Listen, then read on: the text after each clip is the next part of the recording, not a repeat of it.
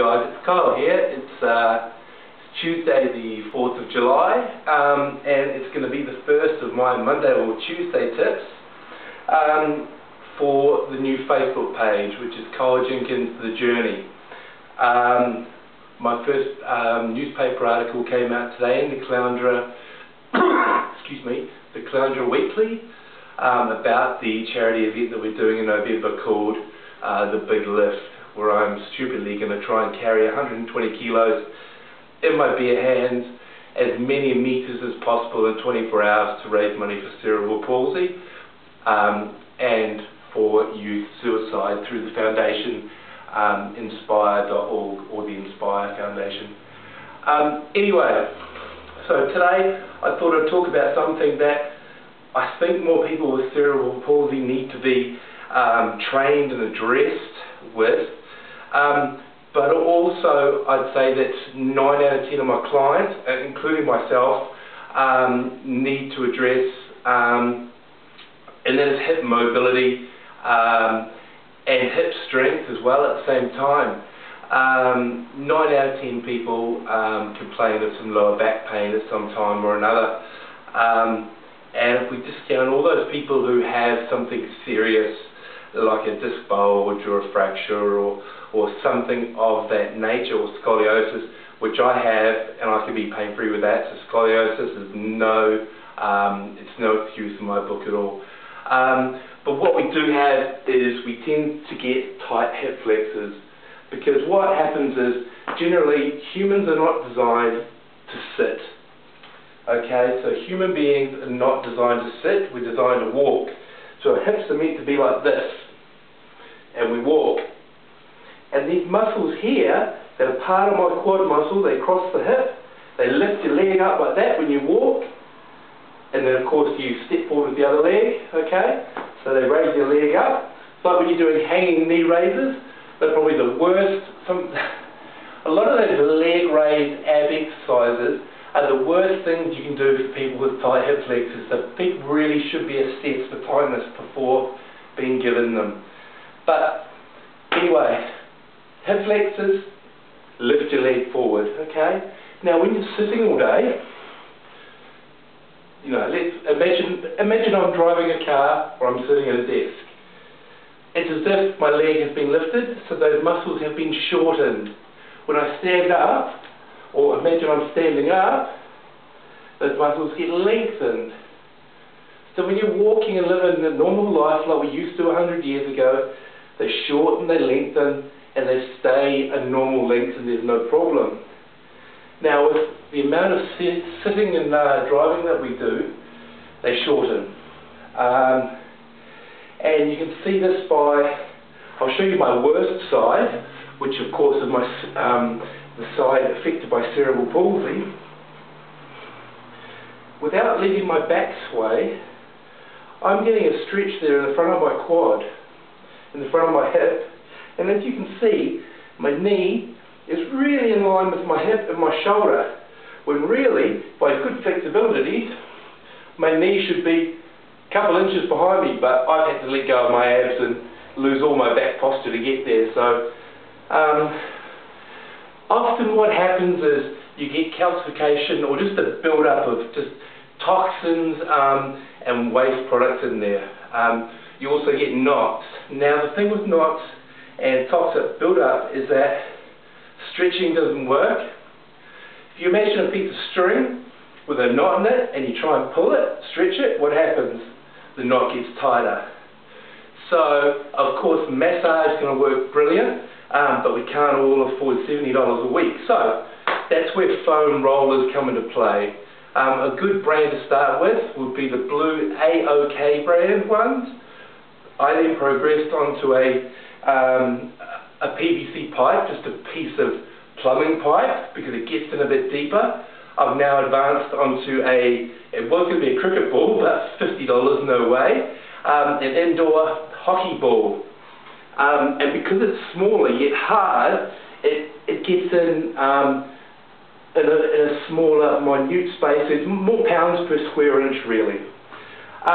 It is exactly the same concept as massage, and exactly the same concept really as breaking up those knots, those adhesions, and getting circulation in there. Now, what I often find with people when they start foam rolling is, other than the fact that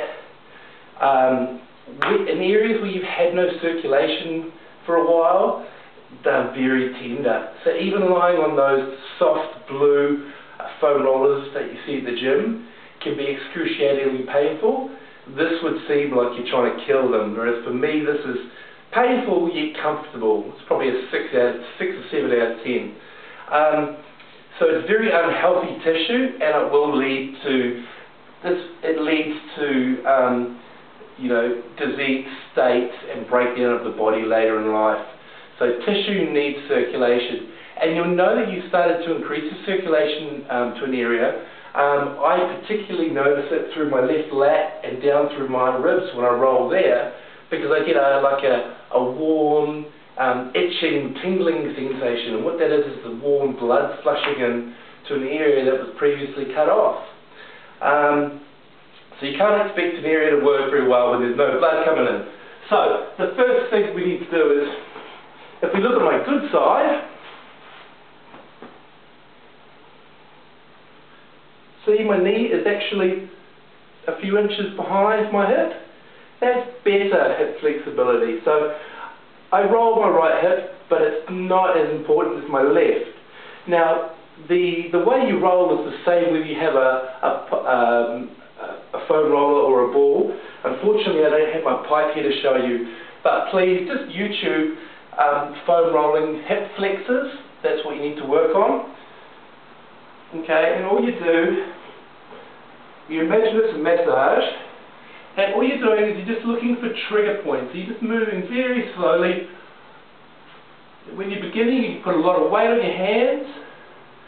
As you get better, I try and put more weight onto the area, and you're looking for tender spots. So when you find a tender spot, you can either relax on it and wait for it to subside, like acupressure, or you can just work it out. And you go right up, and the important thing is to go right up to your hip bone.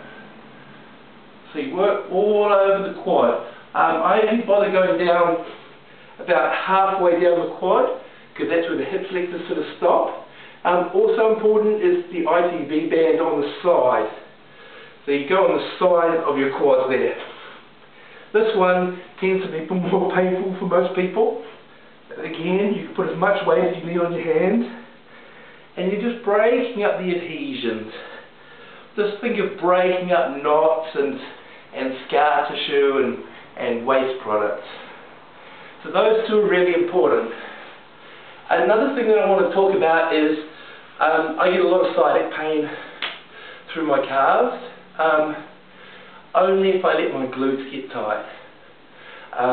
The two main causes of sciatic pain are usually like a disc bulge or inflammation in the spine, which hopefully if we can rule that out, we know it's the glutes. So again, you just sit on the pipe, or with me, you just sit on my ball, and what you want to do is just think of your butt cheek as having 4 quadrants, like, you know. So you want to use the upper outer quarter. The upper outer square is pretty much where the troublesome muscles are. So it's not your big butt muscle, it's your little tiny ones.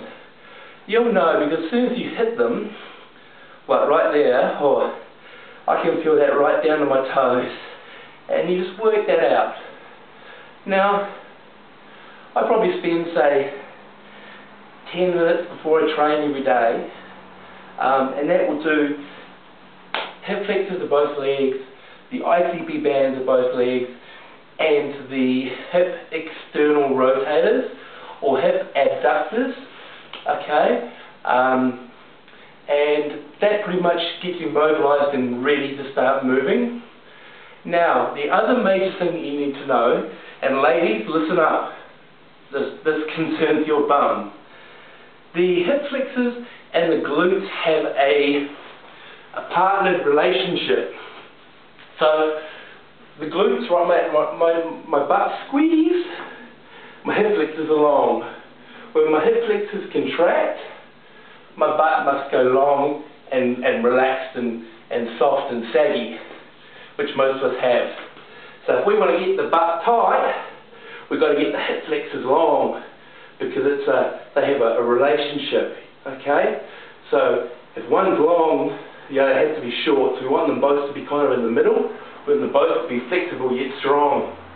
So once you've mobilised and got these hip flexors loosened up, what you can start with is something lovely and simple called the supine glute bridge. Supine just means if you hold your hands like a bowl of soup, it's like facing up. Supine just means facing up. Prone means facing down.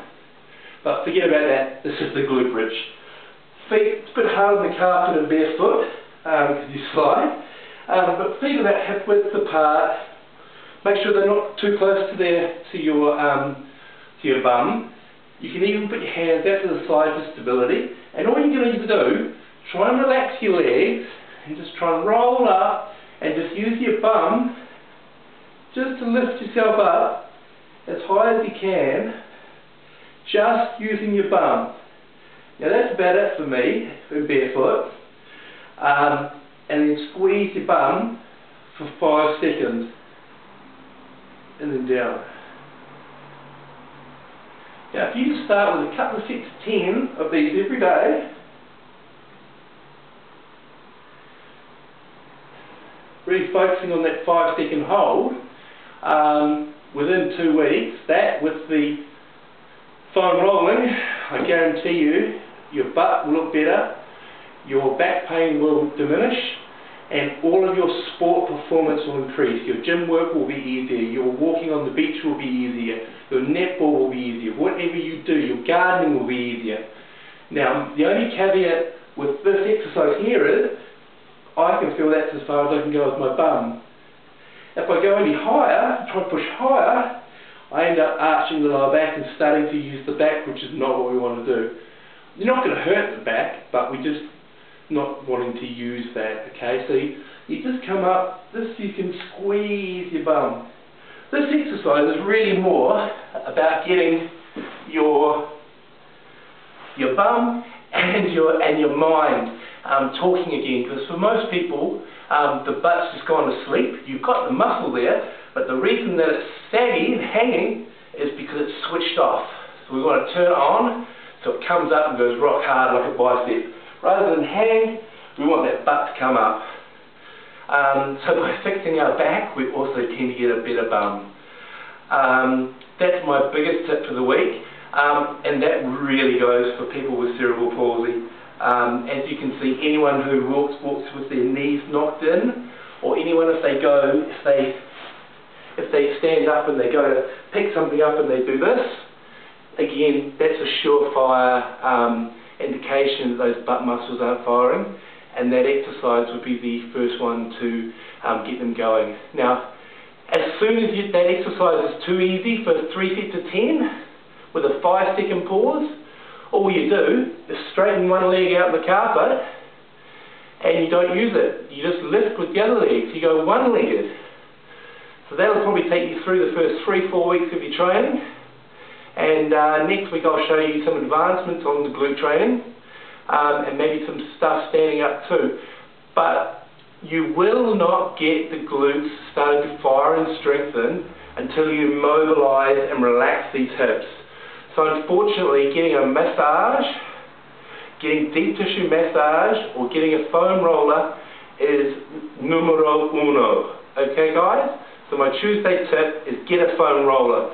We're going to use that everywhere, on the calves, on the hamstrings, on the between the shoulder blades. It's beautiful.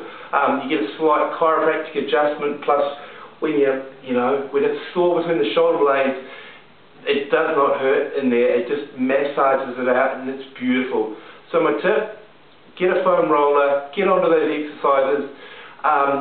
If you need to, YouTube foam rolling the hip flexors, foam rolling the ITB band, or and foam rolling the glute external rotators or glute hip abductors, which is the same thing.